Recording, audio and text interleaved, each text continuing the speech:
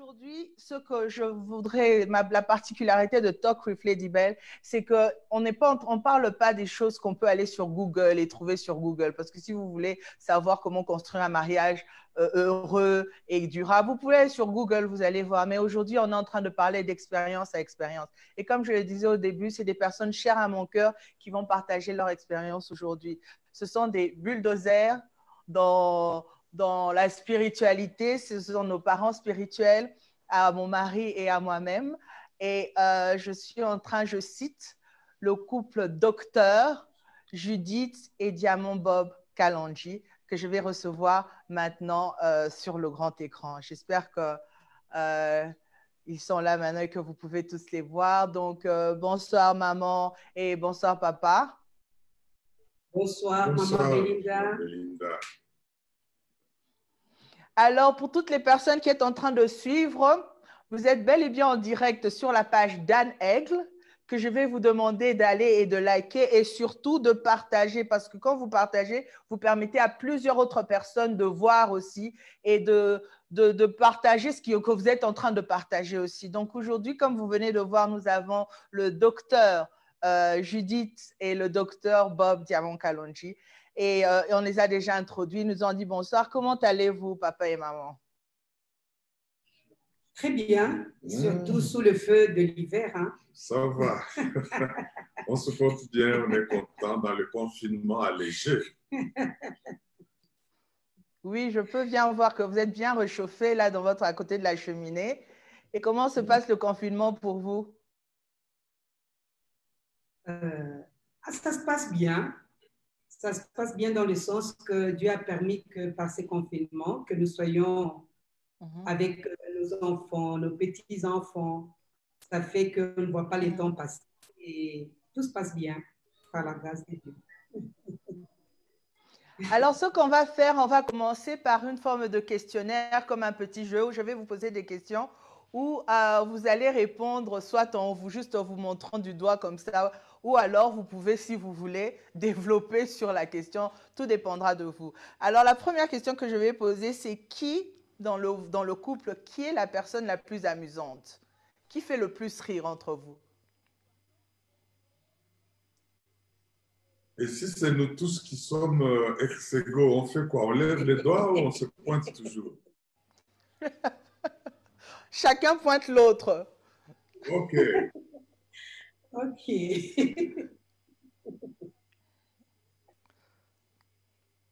Ah, OK. Et qui est la personne la plus patiente dans votre couple?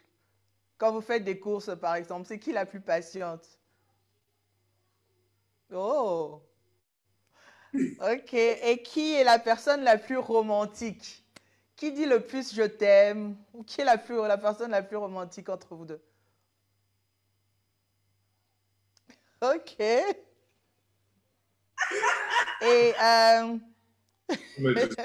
qui est la personne?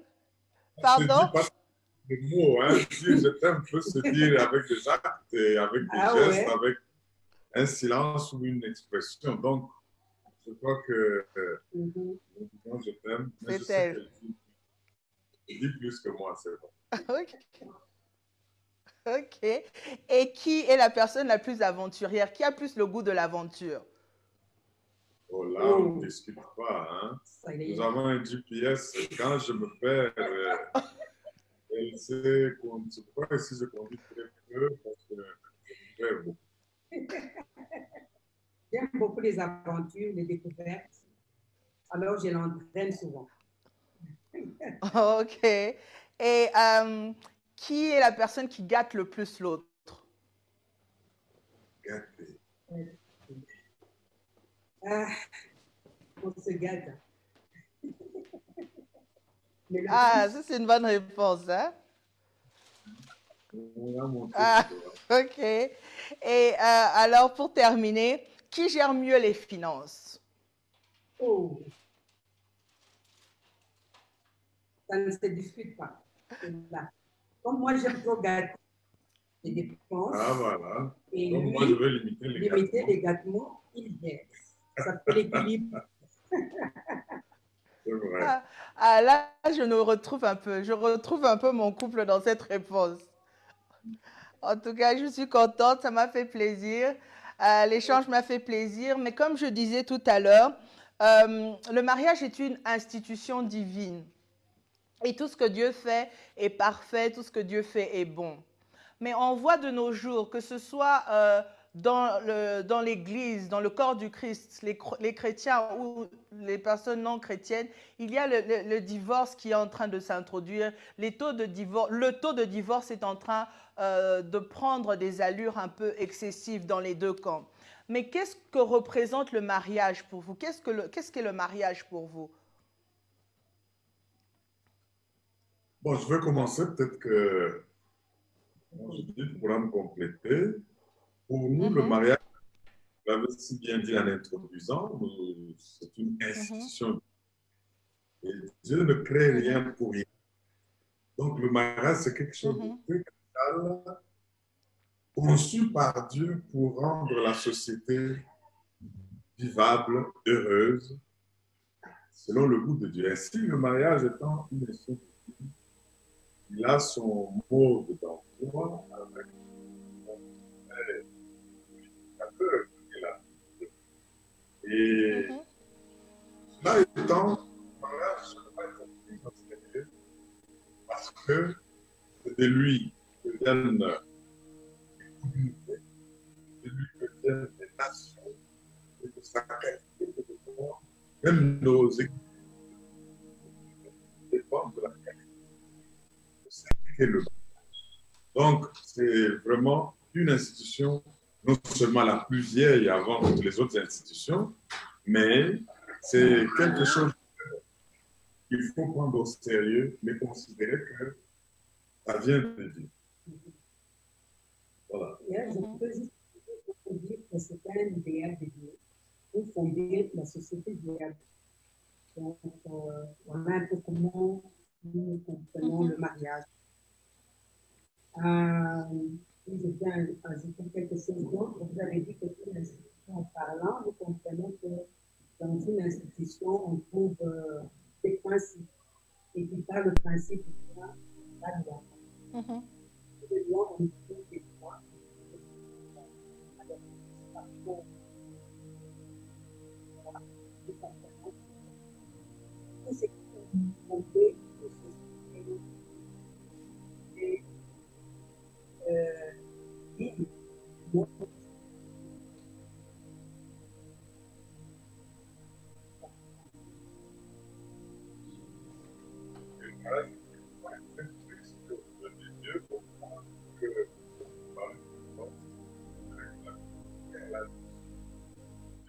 Contre le divorce, parce que quand vous détruisez le mariage, vous déchirez une communauté, vous déchirez une famille, et tout cela doit se baser sur le mariage. Donc le mariage doit être pris au sérieux, il est très capital aux yeux de Dieu, et c'est même pour cela que le Seigneur est contre l'adultère dans le mariage, du fait que tout cela vient détruire le mariage. Donc le mariage est très précieux.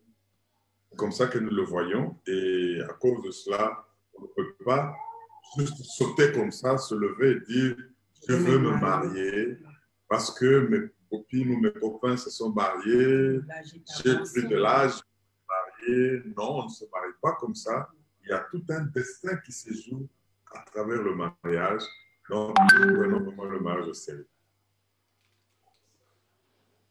Ah, ok. Alors là, je suis en train de voir des personnes qui se plaignent du son. Je voudrais juste me rassurer que le son est bon maintenant parce que je suis en train de voir des personnes. Ah, le son est meilleur maintenant. Ah, ok. Alors, si le son est meilleur, juste écrivez-nous pour nous confirmer que vous nous entendez mieux parce que j'ai vu certaines personnes écrire que le son n'était pas très bon. S'il vous plaît, juste écrivez si le son est meilleur, comme ça on évolue. Dans tous les cas, on évolue et si vous sentez qu'il y a encore des problèmes de son, juste dites-nous, comme ça on continue. Mais il y a quelque chose que j'ai remarqué chez vous, c'est que Bon, je vais dire que moi, j'ai le privilège, entre guillemets, de venir à la maison, de manger avec vous, de boire avec vous, de manger ce que maman prépare et tout ce qui va avec. Et quelque chose que j'aime chez vous, c'est votre complicité. Vous avez 40 ans de mariage, mais vous avez une complicité qui est quand même extraordinaire. C'est quoi votre secret? C'est quoi le secret de cette complicité que vous avez entre vous? Wow. Bon, mais la complicité, c'est un résultat. On n'a pas commencé sur ça et puis on est complice, que ce soit pour le bien ou pour le mal. Et nous n'avons pas eu une longue période de fiançailles. Nos fiançailles ont duré 3 mois. 3 mois seulement. Et après 3 mois, on se décide de se marier au mois de mars-avril. Et puis en juillet de la même année, on est mariés. Voilà. Mais alors, c'est chemin faisant et la prière et le fait aussi qu'on a été, nous avons constaté que nous sommes un don de Dieu de l'un à l'autre et que cela s'est produit comme ça. Là que j'aime le texte tel que Proverbe 19-14, il nous dit on peut hériter des richesses et des biens de Dieu, mais avoir une femme intelligente, c'est-à-dire une femme complice, ça c'est un don de l'Éternel. Donc le secret, c'est de mettre Dieu au centre et être prêt et à pardonner, prêt à chercher à découvrir l'autre, ainsi de suite. Donc, on ne sait même pas dire quand et comment c'est arrivé, mais on se rend compte que c'est comme ça. C'est comme ça. Alors aussi, ce que je peux ajouter, lorsque tu comprends le pourquoi du mariage, le pourquoi de l'autre dans ta vie, il y a de ces vertus que tu dois développer, de ces caractères que tu dois développer ensuite. Donc, avoir le respect et la considération de l'autre. Et ça ne se bâtit pas du jour au lendemain. Donc, c'est quelque chose où tu es d'abord prêt, parce que si tu te suffis à toi-même, si tu es prêt à te prendre en charge toi-même, tu seras en mesure de partager avec l'autre et être en mesure aussi de porter l'autre. Ainsi, tout se fonde sur une vie de prière, de la méditation de la parole de Dieu pour comprendre l'importance du don de Dieu, parce que l'autre est un don de Dieu pour toi. Alors, la manière de considérer Dieu, c'est la manière dont tu prends soin du don, montre aussi la manière dont tu reconnais Dieu pour avoir fait don de cet homme dans ta vie. Alors, il y a le respect qui naît. Par exemple, quand tu prends le cas de Sarah, qui appelait son mari Abraham son Seigneur, avec l'éducation et la formation, j'ai compris qu'il est mon Seigneur. Non pas seulement qu'il est mon Seigneur, au fur et à mesure que nous évoluons, j'ai compris avec l'enseignement que je suis sa première. Donc, il est devenu comme mon père, comme je suis devenu comme son aîné, son premier-né, du fait de m'avoir porté en vie. Donc, ce qui fait que tous mis ensemble, la disposition pour faire du bien, pour répondre à ses attentes augmente et plus l'autre est content. Voilà un peu ce que je peux dire. Et la complicité au fur et à mesure. Et puis, on s'est rendu seulement compte, quand l'autre veut dire ceci, et puis on le dit, au même moment, on fait des gestes au même moment, et puis on s'est dit, tiens, ça a commencé quand, mais bon, ça se bâtit.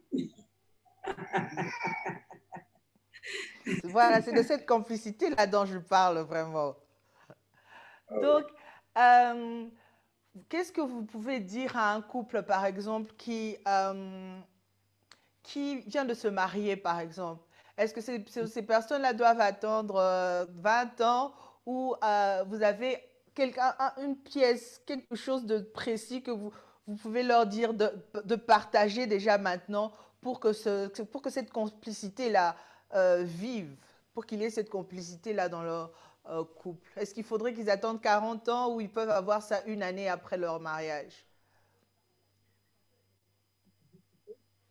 Bon, moi je crois qu'il ne faut pas attendre 40 ans, mais comme nous l'avons dit à l'introduction, vous l'avez bien introduit, dès que sait que le mariage est institué de Dieu, il faut d'abord que les deux personnes commencent par se connaître elles-mêmes parce qu'on devient complémentaires.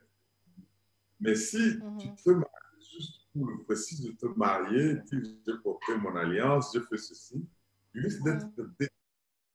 Mais si tu te connais, vous savez, la première chose que Dieu a donnée dans le jardin d'Éden, ce n'était pas la femme, hein, il lui a d'abord une vision, il lui a donné une mission, et puis après avoir donné la mission, il dit, que l'homme soit seul, je vais lui faire une tête semblable. Donc, maintenant, la femme est pour devenir le partenaire de l'homme, et une fois que, pour devenir le vrai partenaire, il faut se connaître, de manière à ce que je saurais en quel moment est-ce que je peux compléter et à quel moment est-ce qu'on peut me compléter. Donc, ça ne demande pas de passer les 40 ans, ça demande d'abord de se dire être un bon célibataire, être un bon seul. Donc, tu sens que tu es toi et tu sais maintenant avec qui tu peux marcher parce que tu auras qui te complète et cela vient de Dieu. Alors, cela étant, il y a un nombre de choses qui expriment cet amour dans lesquelles qui ne doivent pas manquer à un couple qui vient de naître. Par exemple, il faut te disposer à écouter l'autre. Par exemple, il y a des gens tellement impatients que dès qu'on commence une phrase, tu as compris où tu vas en arriver. Ça ne peut pas fonder la complicité. Même si tu savais qu'elle a commencé ici, elle va arriver là-bas, donne-lui le temps de parler. Et cette patience-là va faire du bien à la personne parce qu'elle voit qu'on la considère. Il faut être disposé à faire plaisir. Alors, vous savez, il y a des gens qui posent que des actes méchants. Il fait que je veux faire du mal à quelqu'un, ainsi de suite. Non. Est-ce que tu es disposé à faire plaisir à quelqu'un? Je vais demander que moi je continue parce qu'il y a des choses comme ça que l'on doit avoir pour montrer que c'est un chemin où il faut de l'amour, c'est vrai, mais il y a beaucoup d'autres choses en plus. Donc, en ajoutant dans tout ce que papa vient de dire, mon époux, parce que si je dis ça et les autres vont dire finalement c'est quoi? Non, mais je suis papa parce qu'il y a un de mes enfants. Et je suis aussi maman. Ah, c'est pourquoi je t'appelle maman. Je ne m'en excuse pas. Je ne m'en excuse pas. Voilà. Donc, quand on veut entrer dans les conseils qu'on donne aux gens qui entrent récemment dans le mariage, il faut comprendre qu'on papa dit tu dois être un bon soeur. Mais pas entrer parce que tu as eu une carence de père, de l'affection de mère ou l'affection de père, tu te dis, je veux épouser l'autre pour combler le vide que mon père n'a pas fait ou la mère n'a pas fait. Là, c'est un mauvais départ. Mais lorsque tu comprends, d'abord, le mariage n'est pas l'affaire des enfants, donc c'est pour les adultes. Donc, tu dois te dire, est-ce que je suis suffisamment adulte, responsable, et je suis prêt à prendre aussi des responsabilités. Donc, porter l'autre. À ce moment-là, tu vas développer déjà en toi des dispositions qui vont faire que tu es prêt à t'adapter aux changements. Des changements, par exemple, une personne avec laquelle vous n'avez pas grandi ensemble. Donc, vous n'avez pas le même background. Plan éducationnel, sur le plan familial. Donc, tout cela fait partie de lesquelles la personne qui va entrer dans le mariage doit s'attirer pour se dire est-ce que je suis en mesure? Je suis prêt à aborder la vie avec quelqu'un d'autre. Est-ce que je suis prêt à embrasser un nouveau départ, une nouvelle personne, un nouveau environnement, une nouvelle famille? Parce que les choses, la manière dont tu as grandi chez toi n'est pas la même chose que cela se passer de l'autre côté de la personne que tu veux. Alors, tu ne pousses pas la personne, vois derrière la personne sa famille, tes amis, ton environnement. Alors, étudie et analyse, est-ce que je suis prêt à deal avec toutes ces entités dans cette vie nouvelle que je vais embrasser pour répondre aux attentes de Dieu qui veut que l'homme ne soit pas seul et qu'ensemble, ils bâtissent le royaume de Dieu. Donc, ce qui veut dire, nous devons désirer aussi dans cette marche-là, quand je parle à la personne, je ne dois pas être, je dois savoir que j'ai la responsabilité de protéger cette personne. C'est un désir qui doit naître en soi, protéger vis-à-vis de l'extérieur, vis-à-vis de ma famille, vis-à-vis de sa famille aussi. Donc, je dois garder le problème, gérer le problème pour ne pas l'exposer parce qu'en l'exposant, je m'expose moi-même. Donc, Dieu dit, Dieu devient une chair. Alors, si j'expose, eh bien, je déchire la chair, donc j'expose aussi ma vie. Donc, nous devons, si nous voulons vraiment bâtir, ne pas attendre les 40 ans comme nous, vous pouvez apprendre de nous et démarrer par là où nous sommes aujourd'hui pour mieux faire dans les années qui viennent. Donc, nous devons nous investir dans le temps. Combien de temps je prends pour moi? C'est vrai, j'ai le temps pour la cuisine, j'ai le temps pour le travail, j'ai le temps pour mes enfants, mais est-ce que j'ai le temps pour l'autre? Nous nous mettons à deux seulement pour dire, regardons un peu comment est-ce que évolue notre projet dans lequel nous sommes engagés à deux. Donc, nous devons savoir investir et aussi être disposés à faire de concessions. Et pas dire non, mais on sait que j'ai toujours été comme ça. Ma famille a toujours. Non, non. Quand tu acceptes d'entrer dans le mariage, tu dois être prêt à faire des concessions. N'est-ce pas, papa? Ah oui. Mais les choses qui ne doivent pas manquer aussi, si je peux continuer à compléter, prêt à exprimer vos attentes. Il y a des gens qui croient qu'on dévie parce que j'avais fait tel geste. Non. Même Dieu nous donne ce qu'il attend de nous. Alors, est-ce que vous êtes prêt à dire ce que... Parce que si vous dites pas ce que vous attendez de la personne, il sera aussi difficile à la personne de répondre et de satisfaire parce qu'elle ne sait pas ce que vous attendez, elle doit deviner. Si vous n'aimez pas tel type de nourriture, si vous n'aimez pas tel type de fréquentation, si vous dites ce que vous attendez, ce que vous n'attendez pas. Et il faut être disposé aussi à apporter la correction. Quand quelque chose n'est pas bonne, il faut corriger. C'est avec amour. Imagine qu'il y a un enfant qui joue avec un câble électrique et je sais que sinon il peut être électrocuté. Et si j'aime cet enfant, je dois corriger, dire pourquoi il ne faut pas qu'il fasse ceci. La plupart des fois, on laisse faire pour dire oui, oui, il s'amuse, bon, quand il va poser l'acte, ça va lui coûter cher, il va comprendre. Bon, ça, ce n'est pas une expression de l'amour. Donc, on doit corriger. Allez-y. Bon. Dans la plupart des cas, vous savez, quand vous venez de vous marier, vous avez peur de dire à l'autre ce qu'il pense. Se disant, comment est-ce qu'il va réagir et comment il va me catégoriser. Est-ce que je risque de me stigmatiser que je suis tel genre de femme ou tel genre de mari? Et ça fait qu'il y a des barrières qui se créent. Alors, ce barrière-là, ça s'élève, ça s'érige en hauteur. Et ça fait que à ce moment-là, vous allez sur une mauvaise piste. Mon conseil, c'est que dès le départ, la Bible dit deux personnes ne peuvent-elles faire route ensemble sans qu'ils se soient mis d'accord. Donc, mettez-vous d'accord sur les bases. Comment est-ce que vous voulez l'aimer?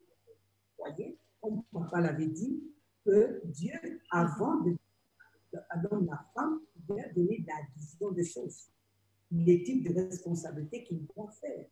Donc, ce qui fait que l'homme doit asseoir la femme. Tu n'es pas parti chercher la femme parce qu'elle est belle et la volonté aux yeux du monde que voilà, j'ai une belle femme. Non, c'est une partenaire, c'est une compagne de vie et vous devez vous asseoir pour vous statuer sur les principes de base. Comment vous voulez mener votre vie, comment vous voulez gérer vos enfants, comment les relations, les familles de part et d'autre, comment est-ce que vous devez vivre avec les familles.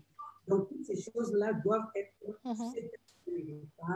si vous voulez vraiment vous éviter tous les restes de problèmes qui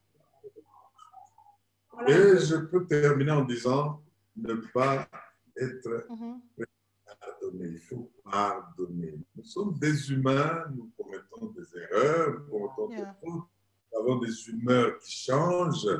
Eh bien, si vous n'êtes pas prêt à pardonner, eh ben, ne viendra pas. Donc, il faut faire plaisir, il faut prendre du temps pour l'autre, il faut corriger là, il faut corriger avec un. Il faut s'adapter au changement. Vous ne vivez pas comme vous viviez chez vous avant.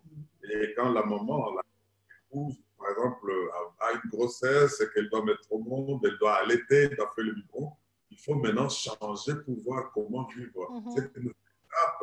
Et tout cela fait qu'il y a complicité. Et quand vous pouvez pardonner, vous pouvez protéger votre mariage. Donc, pour dire ceci, il y a le rôle que l'un et l'autre doit jouer. Chacun doit connaître son rôle. Chacun doit connaître ses devoirs, mais pas seulement les droits. On réclame droit, l'autre, on sait aussi que quand il en vient de devoir, on le fait. Donc, ce qui fait que droit ne vient que là où les devoirs sont déjà accomplis. Alors, autre chose, comme papa a dit, le pardon, je vais insister sur ça parce que le pardon, on le dit, il est facile à dire, mais il n'est pas facile à vivre. Ça, vous devez le retenir parce que l'orgueil est là. L'homme a son orgueil, la femme a son orgueil. Donc, si vous marchez en tant que tel, vous allez vous détruire. Mais si vous êtes prêt à accepter, à vous humilier, à accepter donc de perdre pour elle et qu'il soit dans la joie, à ce moment-là, vous allez colmater beaucoup de brèches dans votre foyer et vous pouvez mener, en tout cas, une vie heureuse et bénie. Amen. Amen. En tout cas, merci beaucoup. Maintenant, ce que je voudrais dire aux personnes qui viennent juste de nous rejoindre, que vous êtes en direct en train de suivre le couple Docteur Diamant Bob et Docteur Judith. J'aime beaucoup les titres Docteur. Je pourrais regarder ça comme ça pour montrer aussi que, OK, on n'a pas affaire on a affaire à des docteurs dans la parole.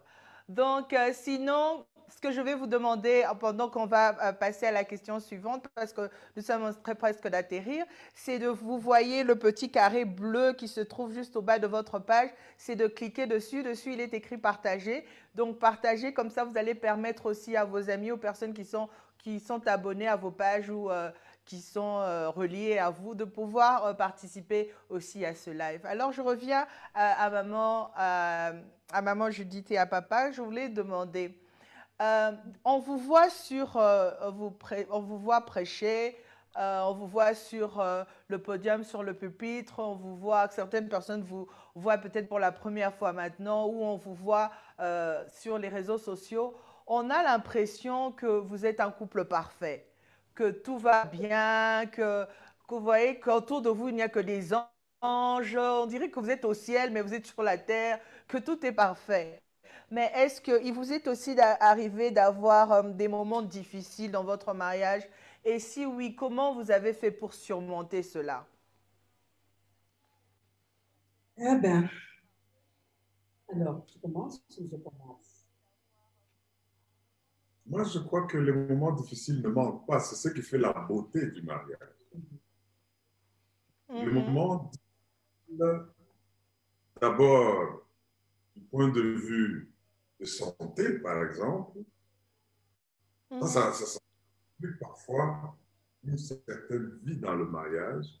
Mais au début de notre mariage, on va faire toute la liste des moments difficiles. Tu as dit bien, les quelques 40 ans, c'est pas hier.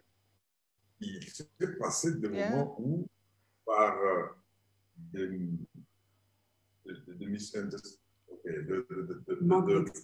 mécompréhension, un manque d'expérience, on se soit vraiment heurté sérieusement au point que elle est partie chez elle, moi je suis resté, on a fait comme ça 3 mois de séparation, nous avions encore un enfant et nous avions 2 enfants, elle me corrige, c'est vrai. Nous avions perdu pendant ce moment de séparation un enfant. Voilà, alors, après avoir connu ce moment dur, nous étions toujours coréens, nous nous sommes mariés dans la foi, ne sommes pas mariés étant d'abord païens, et puis nous sommes convertis. Non, nous étions dans une même église, nous sommes vus là-bas et nous sommes mariés, nous avons évolué, et ça n'a pas empêché qu'il y ait des moments d'incompréhension, des difficultés, au point que ce déchirement a provoqué une séparation de quelques mois, tel qu'il a fallu que Dieu intervienne. Mais comment on s'en est tiré? C'est la prière et l'écoute de l'Esprit aussi qui est en vous, et les conseils des aînés, des responsables de l'Église. Donc, moi, j'encourage aux enfants de Dieu, et nous n'avons pas eu la chance d'être préparés dans le mariage. Nous avons maintenant dans l'Église des parents de préparation au mariage. Donc, il faut vraiment que les gens passent par là, et c'est pas pour ça le faire. Mais nous, on n'a pas connu cela. On s'est marié, on s'aime, ok, à l'église, on va se marier. Ok, vous voulez quelle date? Nous mettons la date. Et puis, nous venons, on se marie, et on a appris le mariage dans le mariage. Ça, c'est un des moments que je peux dire. Un moment difficile du genre longue séparation, l'homme est parti, le pays, le travail, parfois qui permet d'être indisponible à la maison, au point que le conjoint commence à vouloir haïr même le travail. Et les enfants aussi. Et les enfants, parce que la présence devient... Voilà. C'est pour dire que la vie ne sera pas toujours faite de roses. Il y aura des temps où c'est des épines. Mais comment marcher lorsque c'est la période des épines? C'est là qu'intervient la parole de Dieu qui dit la sage femme bâtit sa maison. Or, la sagesse, on ne la trouve pas dans les réseaux sociaux. La sagesse, on le trouve au pied du Seigneur et sa parole. Et comme Josué le dit, que ce livre de la loi ne s'éloigne point de ta bouche, mais dis-le nuit et jour, tu sauras comment l'appliquer dans ton vécu quotidien afin de parer à toutes tes difficultés et surmonter et sortir toujours la tête haute. Alors, tout cela qui a fait que, au-dedans de nous-mêmes, nous avons plus développé cette intimité, cette relation avec Dieu et savoir aussi répondre lorsque Dieu te demande d'obéir et de pardonner l'autre. Faire un premier pas, même quand toi, tu as été vexé, c'est là que je comprends quand les apôtres ont demandé à Jésus combien de fois devrons-nous pardonner? 17 fois, 77 fois. Ça veut dire tout le jour de notre vie, nous sommes condamnés à nous pardonner. Et le mariage n'a pas two ways, c'est one way. Tu entres, pour sortir, c'est la mort qui va te séparer. Et gardons tous ces principes en soi, cela a fait que nous avons pu tenir dans la prière, la parole, le pardon. Et aujourd'hui, je peux dire que nous sommes les plus heureux parce que quand nous regardons où nous venons et où nous sommes aujourd'hui, nous pouvons te dire jusqu'ici, l'Éternel nous a secourus et bénis. Oh, j'ai envie de faire comme ma petite fille Daniela qui fait tout le temps. Oh, c'est beau à voir, vraiment, c'est beau à voir et ça fait plaisir. Vraiment.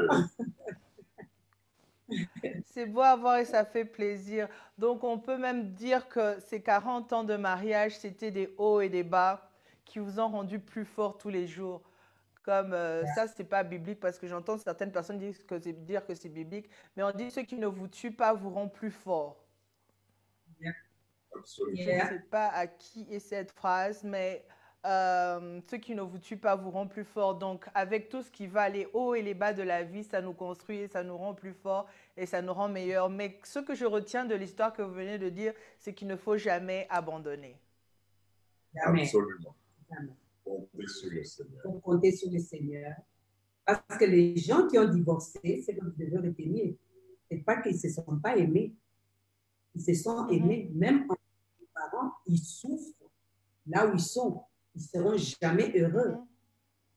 La meilleure des choses à faire pour ne pas agrandir la fossé de la souffrance, il faut se repentir, s'humilier, briser son orgueil, pour venir chez l'autre, demander pardon, même si on va se moquer de toi, ce ne sera pas tous les jours. Mais après, l'acte posé, c'est le résultat qui en découle, qui fera que l'on puisse se dire qu'il l'acte ne passera pas. Pour qu'aujourd'hui, nous puissions dire, jusqu'ici, l'Éternel nous a sauvés. Vous savez, pour compléter cela, le temps avance, hein, il y a la chose la plus méconnue, mal comprise, pour que le mariage est fondé sur ça, on dit que c'est l'amour. Moi, je me dis qu'un mariage heureux ne se fonde pas uniquement sur l'amour. Comme maman venait de le dire, ceux qui ont divorcé là, ben, ils ont eu des moments où ils se sont aimés. Et c'est dommage parce que dans nos langues, le mot amour a juste un seul sens. Et quand vous allez dans les concepts grecs qui est de la Bible, il y a l'amour charnel, il y a l'amour sensuel, il y a l'amour érotique, il y a l'amour fraternel, il y a l'amour agapé qui est de Dieu. Mais de quel amour est question pour bâtir sa maison? Et je crois que en plus de l'amour, il y a un texte que j'aime beaucoup. Je peux demander que les gens le lisent, le Proverbe 24, versets 3 à 5, qui nous donne 3 éléments importants sur lesquels on doit bâtir un mariage heureux et réussi. Et j'étais choqué quand j'ai vu que dans ce texte-là, on ne cite pas l'amour quelque part. Peut-être je peux le lire. Hein, voilà, Proverbe 24. Oui, bien sûr. Merci. Proverbe 24, 3 à 5. Je lis toute la version. C'est par la sagesse qu'une maison s'élève, et par l'intelligence elle s'affermit. C'est par la science que les chambres se remplissent de tous les biens précieux et agréables. Un homme sage et plein de force. Celui qui a de la science affermit sa vie. Il y a beaucoup d'autres versions. C'est pour dire que, à part le fait qu'on s'aime, il faut la connaissance. Vous connaissez Dieu, vous connaissez votre proche, vous allez bâtir un mariage durable et heureux. Parce qu'il y en a qui disent je n'ai pas des yeux. Non, mais quand vous allez entrer dans l'amour et que vous allez avoir faim, l'amour aura des yeux. Et ça va créer beaucoup. Donc, il ne faut pas vous marier aujourd'hui ou demain, nous allons faire jeûne et prière. Non. Il faut que dans la maison, il y ait quelque chose. Bon, donc c'est pour dire qu'il ne faut pas que ceux qui se séparent là ne se sont pas aimés. La femme est charnelle. Mais on a chair, on a l'esprit, on a l'âme. Mais on doit nourrir l'âme, on doit nourrir. Voilà, donc, tout à fait. Le mariage, sur l'amour, bien sûr, Dieu nous demande de nous aimer, mais ce n'est pas économique parce que la chair peut changer. Ce n'est pas, mais sur la mais à plus de cela, il faut être en mesure d'avoir la connaissance. Donc, le cercle là de la sagesse bâtit l'amour. C'est pas la sagesse que beaucoup de gens sont heurtés et même déchirés. Et quand vous avez ces choses, eh bien, vous bâtissez bien votre maison. En tout cas, c'est cela. Voilà ce que nous pouvons dire. Et à ceux qui sont déjà dans le mariage, à ceux qui veulent entrer dans le mariage, la connaissance est très importante. Et surtout lorsque la compréhension du mariage de l'autre, et bien vous avez de la sagesse qui vient d'en haut, vous ne pouvez que bâtir malgré les hauts.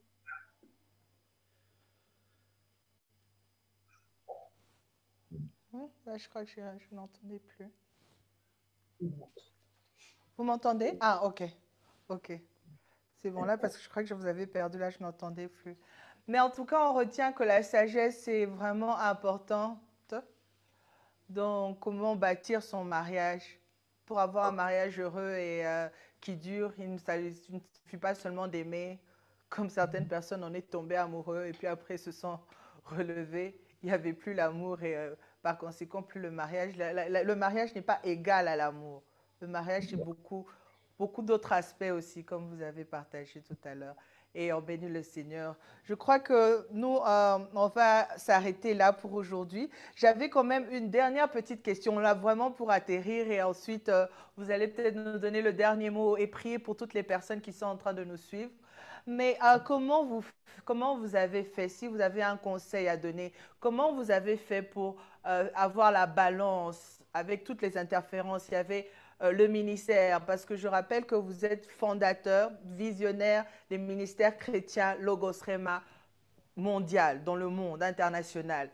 Et comment vous avez fait pour, avec la famille, le ministère et toutes les autres activités, les business aussi, comment vous avez fait pour manager avec tout ça et tenir ferme dans le mariage? Il faut dire, je veux plus répondre par rapport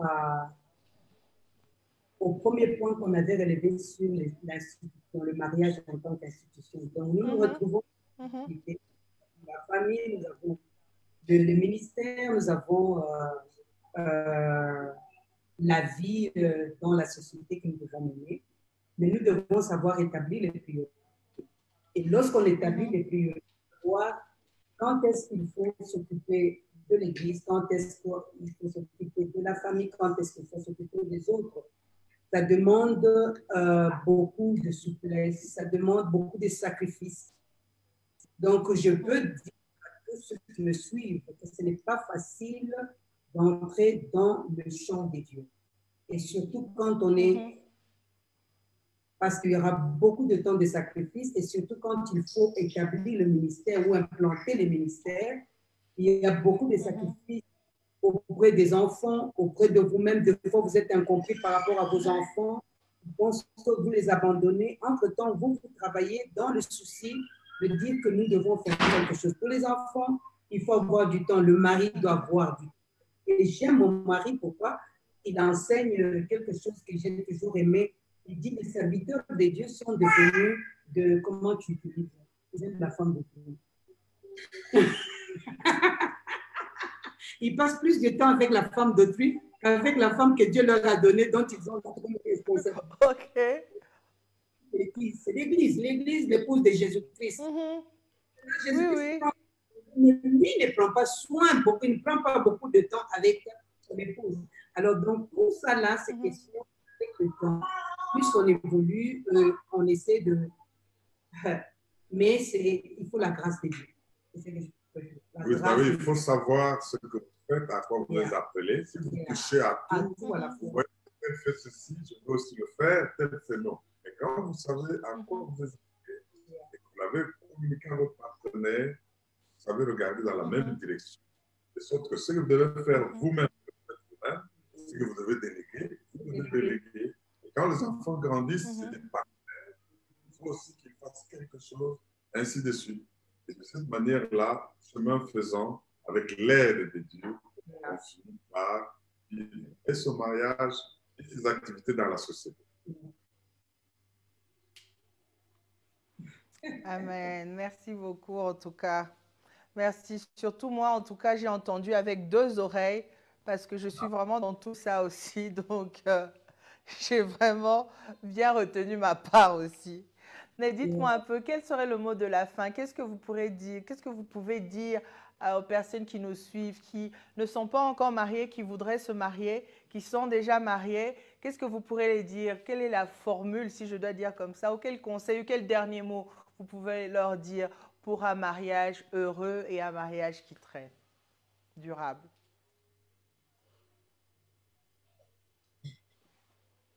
Je ne sais pas s'il passe parce que je vois que ça freeze ici, mais ce que je peux dire, c'est que le mariage est bon. Mais on ne doit pas y en parler autrement.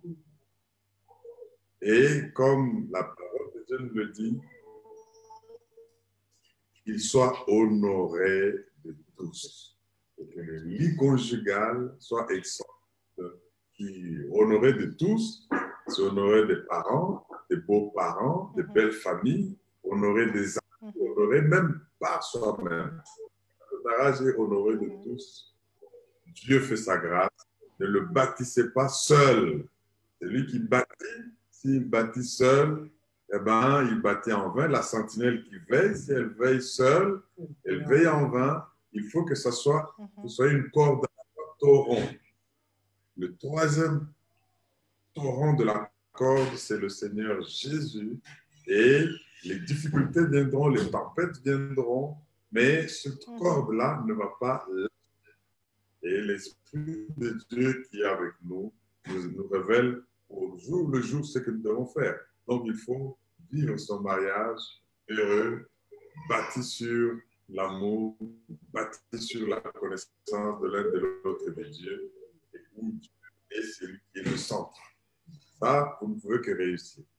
Et aussi la bonne préparation pour ceux qui veulent entrer. Ne vous préparez pas seulement pour les robes, les fêtes, les nourritures, mais vous devez vous préparer à affronter l'inconnu. Donc la préparation, comme Marie vient de dire, la préparation lorsqu'elle rencontre une personne, il y a des succès. Vous voulez les succès? Et dans la préparation, vous savez comment pallier là où l'ennemi pourrait créer du désordre pour fonctionner et vous réussir un succès. Voilà ce que nous pouvons vous dire. Bonne chance pour ceux qui veulent entrer et ceux qui sont dedans. Courage, tenez bon.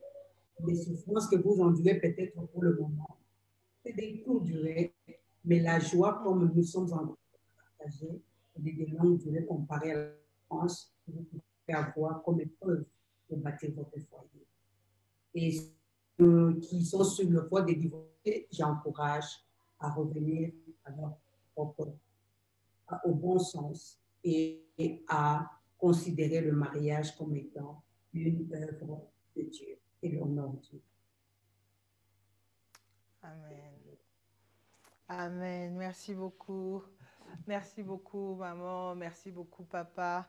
Mais comme on est en train de clôturer, une dernière chose, est-ce que vous pouvez prier, déclarer quelques paroles pour toutes ces personnes, pour moi d'abord, et pour toutes les personnes qui suivent et qui voudraient aussi, qui vous ont regardé depuis le début et qui voudraient aussi partager ce plaisir-là, parce que ça, honnêtement, ça faisait très plaisir à voir comment vous étiez en train de parler, de vous toucher de temps en temps, de rire ensemble.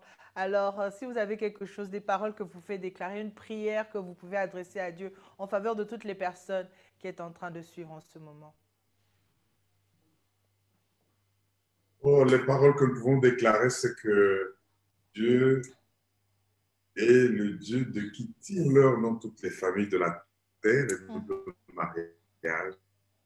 Que l'ennemi vient diviser et détruire. Et nous déclarons que maintenant que tous ces principes sont donnés, que vous puissiez découvrir votre mission ensemble en tant que couple, vous compléter et en plus avoir la connaissance et la révélation pour réussir. Je déclare et revoque même tout ce qui peut être comme complot du diable, du monde des ténèbres, pour déchirer et détruire. Et pour que maintenant, par la grâce de Dieu, celui qui accepte cette parole et marche, témoigne de la gloire de Dieu dans sa vie. Et ce mouvement Belinda et votre foyer, que vous puissiez passer à une nouvelle dimension de votre marche, à cause de toutes les bénédictions que vous distribuez, elle commence à se manifester dans votre vie. C'est lui qui va vous maudire et maudire, c'est lui qui vous bénit.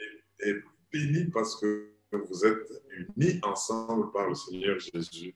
Cette grâce et cette faveur vous accompagnent au nom de Jésus. Sur vous, sur vos enfants et les enfants de vos enfants, des mariages heureux et réussis. Au nom de Jésus, nous le déclarons. Ensemble, nous disons Amen. Amen, amen, amen. Que Dieu vous bénisse.